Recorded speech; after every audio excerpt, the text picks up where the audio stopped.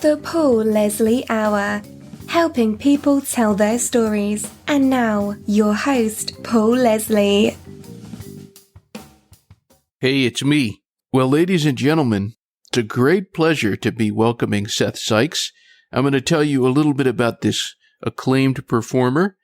He's a singer, also a director, a performer through and through. He's been called one of the premier interpreters of the Judy Garland songbook. It's just that simple. He is one of the champions of the American songbook. He has an upcoming concert. It's going to be at Feinstein's 54 Below. It's entitled Seth Sikes, The Songs That Got Away, August 14th at 7 p.m. So, Seth, first of all, thank you very much for making the time to talk with us. I'm so excited to be on here. It's an excitement for me, too. And you said you were nervous. And shouldn't I be the one who's nervous? Absolutely not. I don't do these podcasts or interviews in general very often. In fact, I'm not sure I've ever done a podcast interview before. But the other thing is that, I have been very busy this last year. So I haven't done a show in New York in the last year. So this is sort of my, I guess you could say, my comeback. I'm just sort of trying to get my head back into the zone of this show and the Judy Garland material and all of that. And also I saw some of the people you've interviewed over the last, several years, and they were, there's some big shoes to fill. Well, you're very kind. On the note of New York, the greatest city on earth, what is it like being a singer and doing a show in that city? Well, first of all, it's New York, as you know, is both the greatest place in the world, the greatest city in the world, and it's also very, very tough to live here. It's very hard. I do lots of things in the theater. As you said, I'm a singer, and that's what we're here to talk about today. But I also work a lot as an associate director, which pays some of the bills, but not all the bills. And on top of that, I have myriad other jobs. Like I work part-time for a not-for-profit, and I babysit sometimes to pay the bills. And it's not easy, but it is exciting because when you live in New York and you're singing, especially at a place like Feinstein's 54 Below, sometimes people like Michael Feinstein come to hear you sing, or John Kander, or Joel Grey. I was doing a Liza Minnelli tribute concert a few years ago, and Susan Stroman, who had worked with Liza a lot, and John Kander came together, and then a few nights later, Joel Grey came. So it was this sort of amazing thing. So I guess the thing about performing in New York is that if you do it in New York, people are going to pay attention. You know what I mean? The show business, yeah. It's incredibly strange to me that, and we'll come back to this, the Judy Garland obsession, but that I'm performing my little show on the same stage where Judy Garland's daughter, Lorna Luft, performs her show all the time. It's a little surreal. I bet. Let's just dive into that right now. What is it about Judy Garland? Oh, it's such a difficult. Wait, is there a second part to that question? I guess not. I mean, believe it or not, there would be people who would say, why? I mean, it's almost self-evident, anybody who has listened to a Judy Garland record, but for the uninitiated, let's say, what is it about Judy Garland that captivates your attention to the point where you say, you know what, I would like to pay the ultimate tribute to her? Well, first of all, this is the age-old question that people ask this question of me, and I hear people talking about it at parties, and it's just this thing about her that's inexplicable. Why so many people still to this day, I'm 35 years old. She was dead for more than 30 years before I was born, I think. Yeah. And still somehow she reached me in a very profound way. And it's the same way for many other people. I've never heard a satisfactory explanation for it. I've tried several times to come up with one. But I think, as you said, it's evident when you sit back, like say you sit back and you turn on the Carnegie Hall, Judy Garland at Carnegie Hall performance which is, in my opinion and in many other people's opinion, the greatest single night in showbiz history. There is something so raw about what she's able to do. I heard a quote, can't remember who said it, but when she opens her mouth to sing, you're not sure if she's going to open her throat or open a vein. And what's funny, what's interesting about that is that I didn't know about that part of Judy when I became obsessed. And if you don't mind me going back to sort of the origins of my obsession, I grew up in Texas, and a small town of Paris, Texas, in sort of, rural northeast Texas. And somehow, because my aunt had these VHS tapes of a movie, one particular movie which I became obsessed with as a kid when I was 7 or 8 years old, called Summer Stock. I saw this woman in the show, and I just fell madly in love, but not in the way that, you might fall in love with a sexy teenage star. It was something about this woman and her voice. It was the most charismatic personality and warm. And then she would open her mouth to sing, and this depth came out, and I don't know what it was. And then I discovered more and more of her songs as time went by. And then later, when I moved to New York, I realized that all these other people, like so many people for so many years, had this same reaction. So I'm sort of going around in circles here. I don't know what to tell you that it is, but it's real. I can tell you that. Well, the name of this particular show that you're doing, The Songs That Got Away, I'm hoping you can explain a little bit about what that means.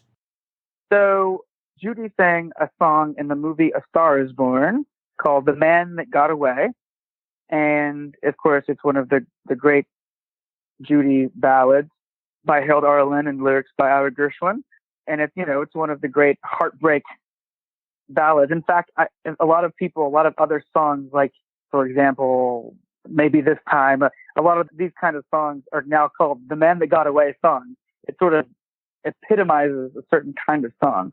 And that song in particular, I started singing in piano bars a while back, and it sort of became my go-to Judy song.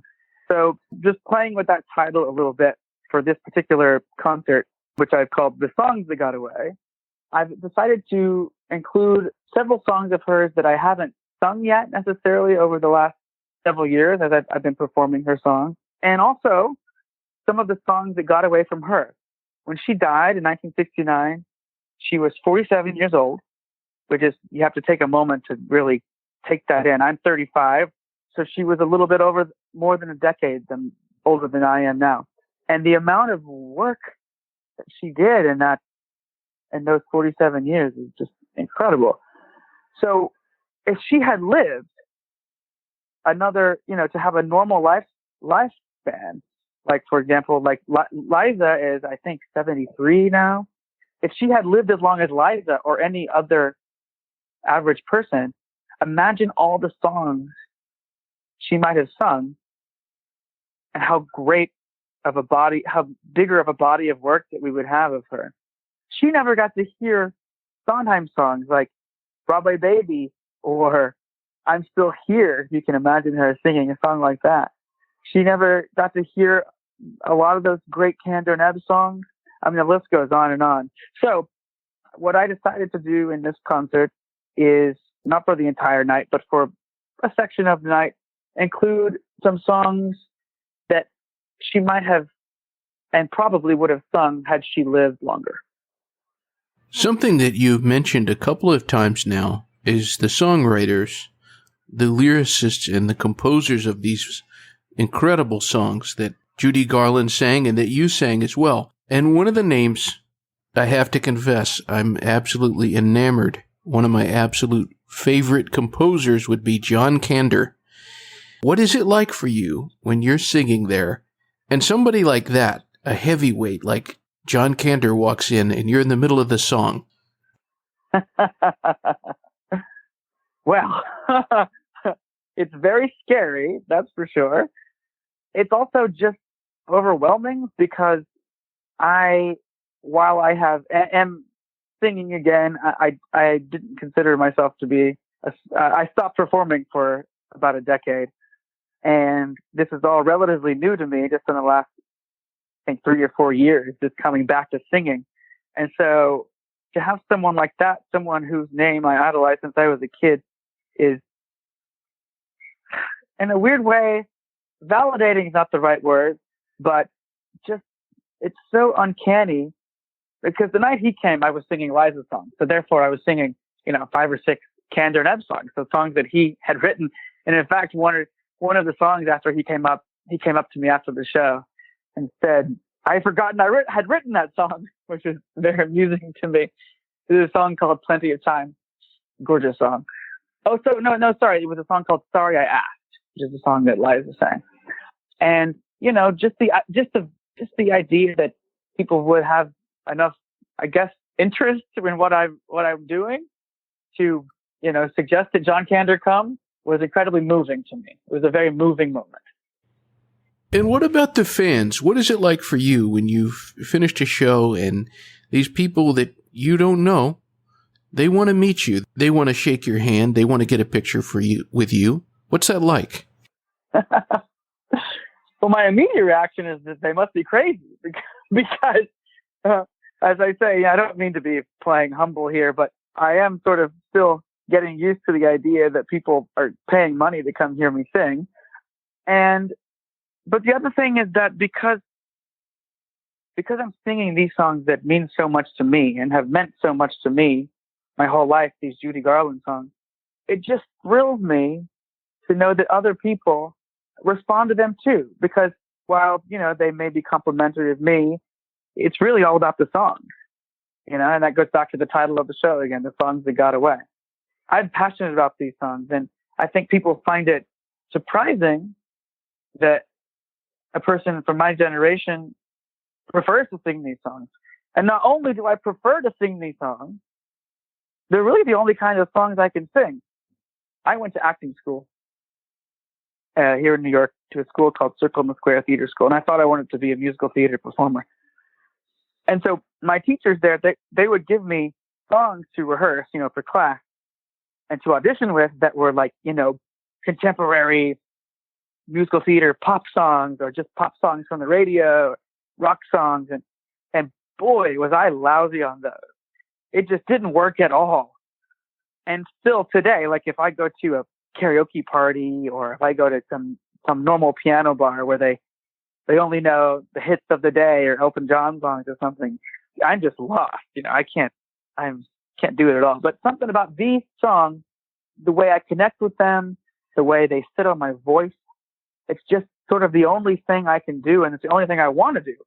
So when these people come up and thank me or congratulate me, I feel a little bit of to be a kindred spirit with them, because I know that they love the songs like I do. Is it hard at all being a young person and liking this music that some people would say is, old people's music or something like that? Is it difficult?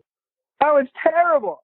I mean, I mean that in a, I don't literally mean it's terrible, but I mean, I would vastly prefer if I were at the deli or at a bar on a Friday night that they weren't playing the contemporary songs that they play today. It would be, I guess the idea is that I'm born in the wrong decade, but no, I wouldn't say it's hard, but I do imagine sometimes going out, on any night of the week and walking into a nightclub and hearing these fabulous old songs played by, a great nightclub like they used to have all the time.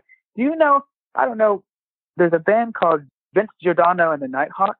Oh, yeah. And on Monday and Tuesday nights in New York, they at a restaurant called Iguana, which is a Mexican restaurant on 54th Street, just down the block from 54 Below. On Mondays and Tuesday nights, he and his band, they play music from the 20s and 30s, and they're old orchestrations from that period. And sometimes they go a little further in the 40s and 50s. But I go there once a month or so, and I just pretend that this is the real world, and it's not. But that wonderful sound of these old tunes, and there's such craftsmanship in these songs. And I guess it is kind of hard. Now that I'm talking about it. We're talking with Seth Sikes. Again, he's going to be performing at Feinstein's 54 Below, August 14th at 7 o'clock p.m. For anyone who comes out, whether they live in the city, whether they're in New York or they're maybe going to travel into the city and they're looking for something to do, what can they expect? Not just from your performance, but also this place, Feinstein's 54 Below. Why should they go? Well, first of all, Feinstein's 54 Below is in the basement of what used to be the nightclub Studio 54. And, now the Studio 54 upstairs is a theater, Broadway theater, again. But the basement, they turned it into a supper club. And apparently this particular room is the room where it happened, if you know what I mean. It's the room where all the fun was had, from what I'm told. And it's this beautiful room. It holds about 150 people. And they did it right. The owners of the place, they got it right in that they hired Broadway scenic designer and lighting designer. Ken Billington's a lighting designer. We'll think of the scenic designer in a second. But it just feels like stepping back in time. It's classy and elegant. And the food is also really good, which is, a lot of cabaret venues, that's not necessarily the case. And a lot of these other cabaret venues, they don't feel as elegant as this. But this really does feel like walking back in time. So you get a really elegant experience out, a really old-fashioned time. And then with my particular show, what you get, what you don't always get, is you get a 7-piece band. I have a terrific orchestrator named Matt Ament, young guy, also younger than me, who loves this kind of music. And he reduced these orchestrations down for a live band. And they feel, big and powerful. And you very rarely get to hear this kind of music with a full band, with a full orchestration. Has to be an incredible experience to get to witness a band like that in a nice club like that. Again, it's August 14th at 7 o'clock p.m. at Feinstein's 54 Below in New York City. Now, Seth, if you could sing a duet with anybody alive, and really, you could just snap your fingers and this could happen, who would you sing a duet with? I think there's only one answer here, and that would be with Judy Garland's daughter, Liza Minnelli. I'm a huge fan, and Judy and Liza sang together all the time. There are several recordings of them singing together. They performed together at the Palladium in London, and it's just this incredible thing. They sang, the same duets that the Happy Days Are Here Again duet that Judy sang with Barbra Streisand. Liza did it with Judy, and they did many other things. So I think that getting to sing with Liza, who's also a hero of mine, would get to be like a little bit like singing with Judy. And I think that's what I would have to choose. Okay. I had a feeling it might have been Liza, but now I don't want you to tell us yet, but I want you to have it in your mind. Okay. The song that you would want to sing with Liza Minnelli. Tell me when you have it in your mind. Okay. Have you got it? No, hold on. Oh, it's tricky. Let me think about that for a few more minutes. I want it to be the perfect answer. We'll come back, but be thinking of that, okay? Okay, I will. So you were mentioning that living in New York can be a very exciting thing, a very cool place to live. It is the greatest city on earth, but tell us a little bit about the other side of it. It's not always easy. No, it's not at all. As I said, I came from a very modest background in Paris, Texas. I moved here when I was 18. I went to acting school. I started performing, and then I realized, I got to pay the bills somehow. So I've been able to figure out a way to balance a creative lifestyle with having a day job or various day jobs. that are flexible, which is very hard to come by. Luckily, I have not had to do the waiting tables thing, which a lot of performers and artists do because it's so flexible. I found a temp job that became a somewhat full-time job working for a not-for-profit doing administrative work for them, which I've worked for them on and off for the last 15 years. But it really has made it possible for me to work on shows and perform.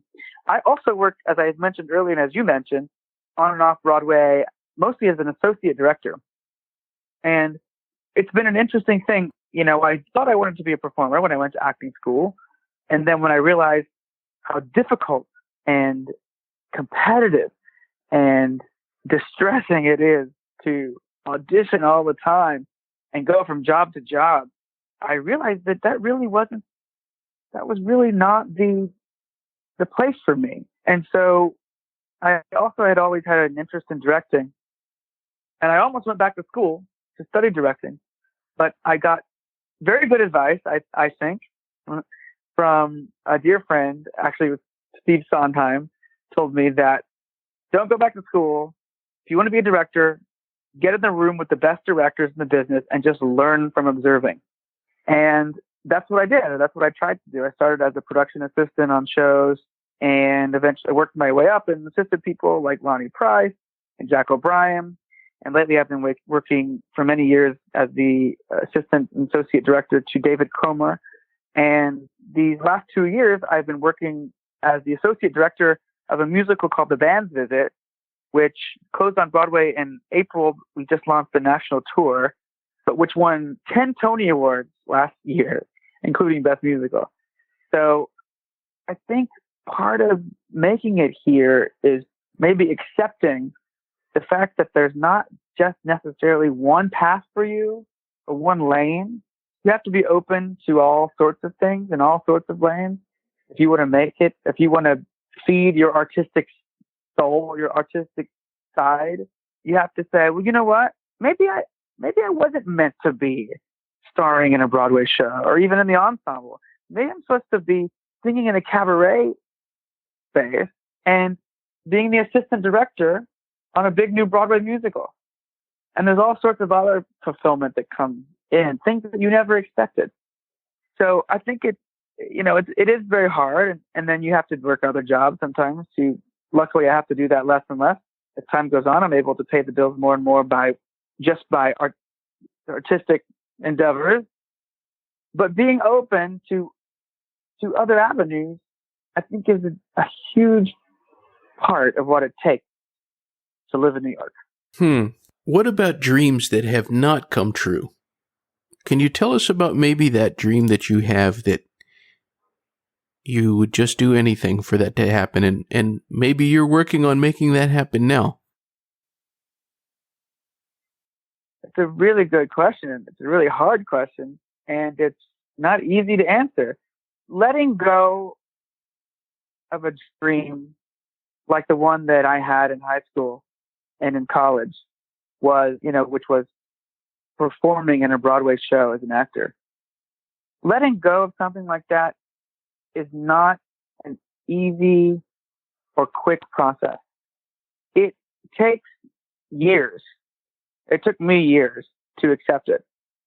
And now I'm not even sure I have 100% that I have accepted it.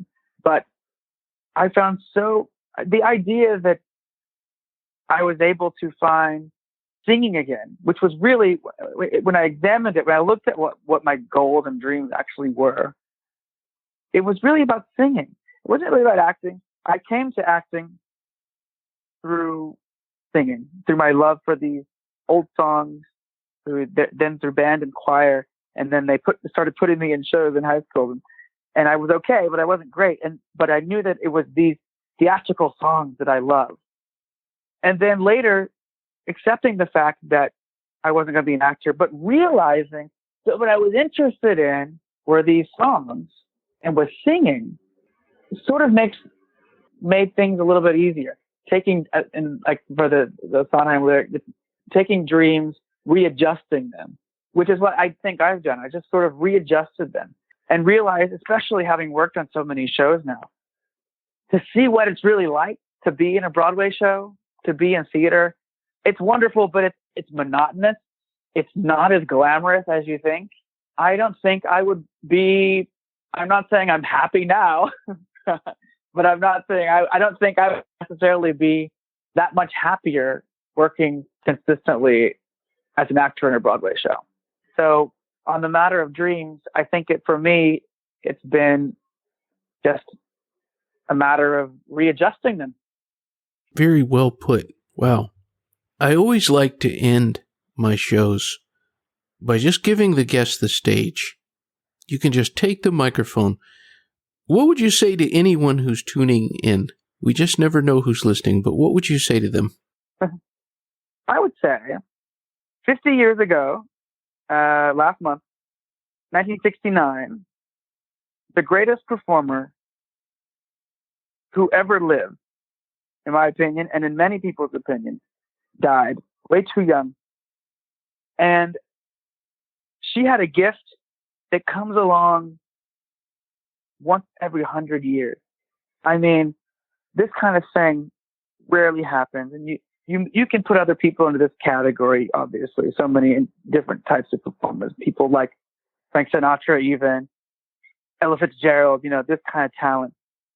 But she has meant so much to so many people in such a profound way. If you haven't listened to her things, to her music, to her songs, to her recordings, or watched her movies, you are missing out on a huge, huge part of not just American history, but of human history, in that this kind of talent simply doesn't exist anymore. So do yourself a favor, get Judy Garland at Carnegie Hall, open a bottle of wine, turn the lights out, have a ball. All right. Well, I'm not letting you off the hook because, as you remember earlier, I told you to imagine in your head the song that you would sing with Liza Minnelli if you could do a duet with her. But I said, don't tell us what it is yet. Do you have it in your mind? I do. Okay. It's not a duet. It's not a duet per se. And it's not a song, as far as I know or can remember, that they sang together.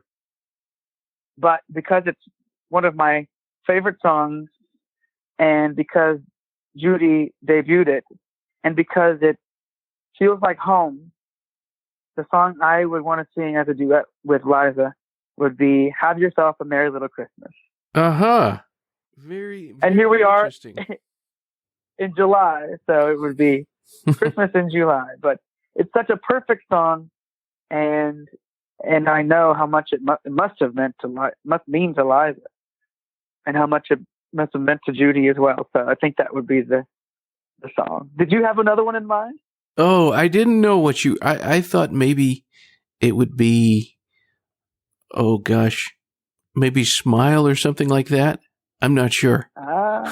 But I was hoping you would sing us a line from that song. Have yourself a merry little Christmas. Make the Yuletide gay. Next July. Da, da, da. That was more than one line, and I think I started a little bit too high. Well, again, ladies and gentlemen, August 14th, Feinstein's 54 Below.